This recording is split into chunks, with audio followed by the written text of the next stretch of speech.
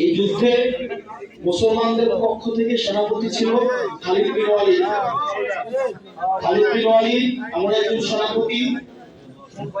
উনি যখন মুসলমানদের বিরুদ্ধে যুদ্ধ করেছেন তখন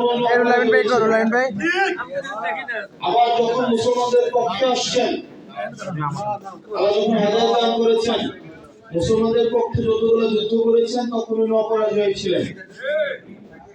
তখন মুসলমানদের একটা যুদ্ধ ছিল, যুদ্ধটার নাম ছিল ইয়ারমুকের যুদ্ধ। ইয়ারমুকের যুদ্ধে খালিদ বিন ওয়ালিদ তার দক্ষতা, তার সাহসিকতা, তার স্বভাবজাত এই বীরতা, সেটি দিয়ে বিধর্মীদের সাথে যুদ্ধে জেতার একদম দ্বার প্রান্তে ছিলেন, একদম দ্বার প্রান্তে।